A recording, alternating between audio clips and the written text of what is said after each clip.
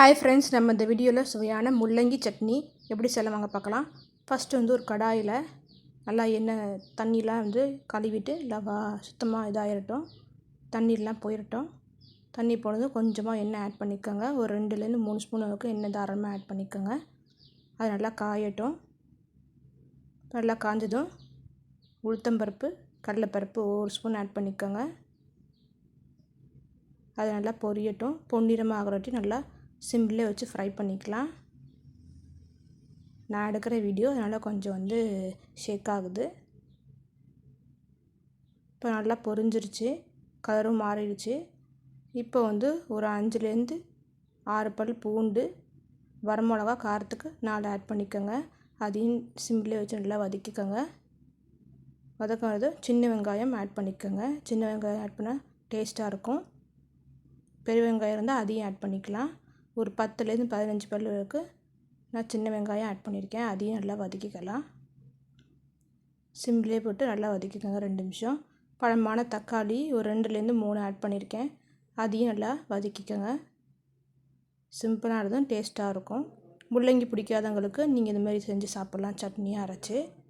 இப்போ கொஞ்சமாக உப்பு ஆட் பண்ணிட்டு நல்லா மிக்ஸ் பண்ணிவிட்டு, அப்போ தான் சீக்கிரம் வதங்கும், தக்காளி வேகும். அதுக்காக உப்பு ஆட் பண்ணிக்கிட்டு ஒரு 5 நிமிஷம் நல்லா மூடி வச்சுக்கலாம் சிம்லேயே. இப்போ ஒரு 5 நிமிஷம் கழித்து திறந்துட்டு முள்ளங்கி ஒரு முள்ளங்கி சின்னதாக ஆட் பண்ணியிருக்கேன். ரொம்ப ஆட் பண்ணால் எனக்கு அந்த ஸ்மெல்லு வரும். அதனால் நான் ஒரு முள்ளங்கி ஆட் பண்ணியிருக்கேன். நல்லா சிம்லேயே வச்சு நல்லா வதக்கிக்கோங்க. 5 நிமிஷம் அப்படியே விட்டு விட்டு வதக்குனிங்கன்னா நமக்கு முள்ளங்கி சீக்கிரம் நமக்கு வெந்துடும். ஓரளவுக்கு நமக்கு நல்லா வெந்துடும். பாருங்கள், ஓரளவு நல்லா நசுங்கிற மாரி நல்லா வெந்துடுச்சு. இப்போ கடைசியாக புளி ஆட் பண்ணிக்கலாம். அதையும் போட்டு நல்லா மிக்ஸ் பண்ணிக்கலாம்.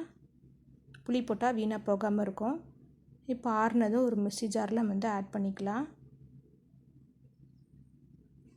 ஆட் பண்ணிவிட்டு இதுக்கு தேவையான அளவு உப்பு ஆட் பண்ணிவிட்டு,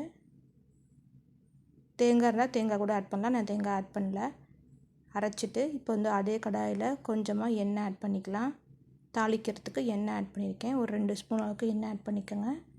இப்போ நல்லா எண்ணெய் காஞ்சதும் கடுகு, உளுத்தம்பருப்பு அதிலே போட்டிருக்கோம். தேவைப்பட்டால் நீங்கள் போட்டுக்கலாம்.